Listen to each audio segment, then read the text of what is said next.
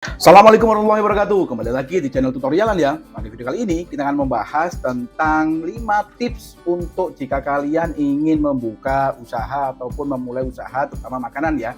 Nah, 5 hal ini apa saja yang perlu kita aplikasikan? Mari kita bahas.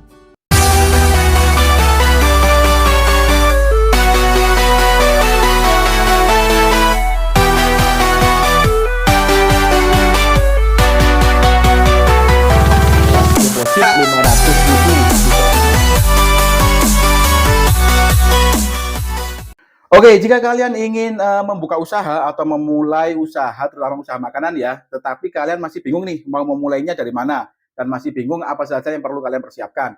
Nah, mungkin 5 tips atau beberapa tips berikut ini bisa membantu kalian untuk sesegera mungkin mengaplikasikan atau mencoba membuka usaha. Oke, langsung saja kita masuk ke tips yang pertama. Tips pertama yang bisa kita lakukan yaitu kita harus memiliki mental yang kuat. Nah, jika kita ingin membuka usaha, mental ini menjadi penting ya. Jangan sampai jika kalian gagal sekali, lalu kalian punya pikiran, aduh saya sudah gagal, tidak mau mencoba lagi. Nah, untuk mental yang kuat ini perlu dibangun terlebih dahulu atau fondasinya harus kuat. Jadi jika kalian ada kesulitan, kalian tidak mudah untuk menyerah ataupun mencari ataupun berusaha mencari solusi dari permasalahan kalian ya. Nah, pentingnya untuk terus selalu belajar atau mengupdate ilmu ini menjadi penting supaya kalian punya banyak wawasan sehingga jika terjadi masalah kalian memiliki beberapa solusi yang bisa kalian lakukan. Terus mencoba lagi jika gagal maupun mencoba hal-hal yang baru itu akan sangat membantu untuk usaha kalian itu bisa terus maju ataupun berkembang.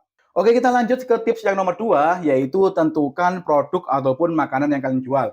Nah, untuk memilih produk ataupun makanan yang kalian jual, kalian harus bisa memilih makanan itu yang sekiranya banyak dicari orang ataupun banyak dibutuhkan oleh orang ya. Nah, misalkan kalian sudah menentukan nih, kalian ingin menjual produk A. Nah, produk A ini adalah produk yang sering dibutuhkan oleh orang. Misalkan kalian ingin menjual nasi geprek ya. Nah, nasi geprek ini kan salah satu makanan yang mungkin cukup sering dicari oleh orang.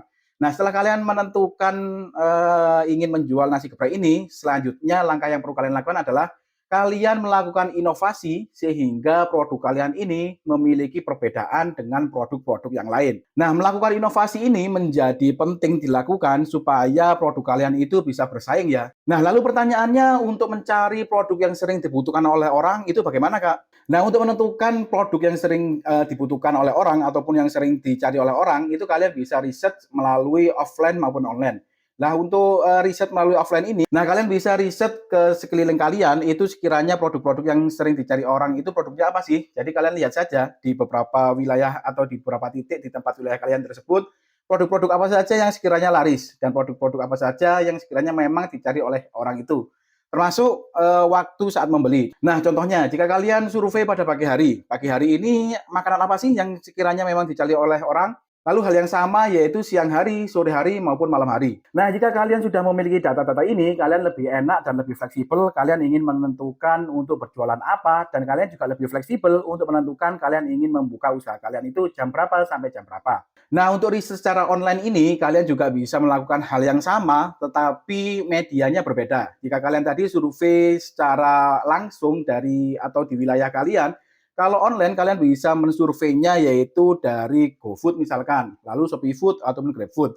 Nah, kalian buka aplikasi-aplikasi tersebut, lalu kalian cari resto-resto mana yang sekiranya memang ramai. Nah, dari situ kan kita juga bisa tahu apa saja sih menu-menu yang memang disukai di wilayah kalian. Oke, kita masuk ke tips yang nomor 3, yaitu masalah permodalan dan paham hitung-hitungannya. Nah, hal yang menjadi penting jika kalian membuka usaha, apapun itu, termasuk usaha makanan, yaitu permodalan. Kalian juga harus mulai mempersiapkan modal kalian itu seperti apa. Contohnya, jika kalian belum memiliki peralatan-peralatannya. Jika kalian yang pertama tadi sudah menentukan mau menjual menu apa, lalu sudah menentukan kalian mau bukanya di mana ataupun jam berapa, selanjutnya yang perlu kalian pertimbangkan yaitu masalah modal. Nah, masalah modal ini banyak ya, yaitu masalah peralatan tadi, lalu masalah bahan baku, dan lain sebagainya. Nah, permodalan-permodalan ini perlu kalian siapkan sehingga jualan kalian itu bisa berjalan dengan lancar. Nah, ada kaitannya dengan permodalan, kalian juga harus paham tentang hitung-hitungannya.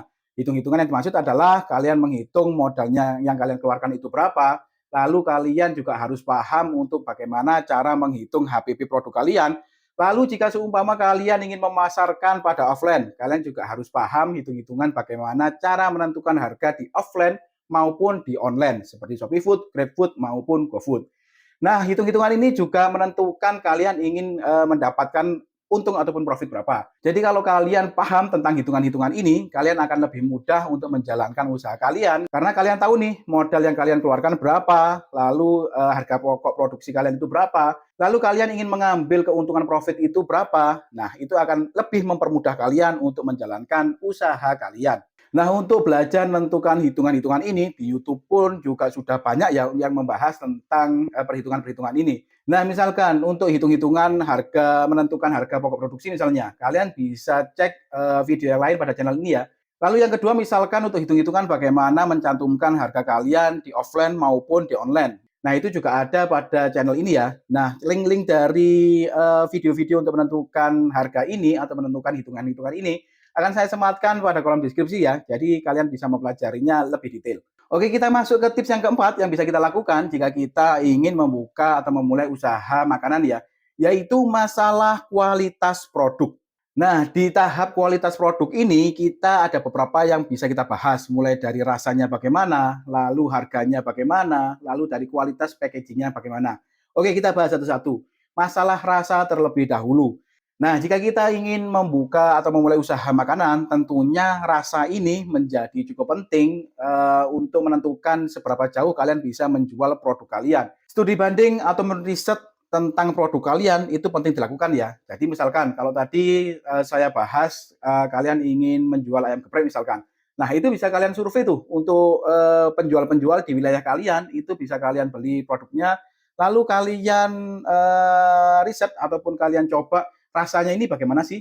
Nah, dari masing-masing tempat itu kan pasti ada ciri khasnya ataupun pasti ada pembedanya. Nah, dari perbedaan-perbedaan itu kalian bisa menentukan kalian ingin membuat ayam geprek itu yang seperti apa. Jadi, ayam geprek kalian itu akan memiliki ciri khas tersendiri. Lalu masalah kualitas harga. Nah, kualitas harga ini juga perlu kalian melakukan riset. Jangan sampai kalian asal-asalan yang menentukan harga.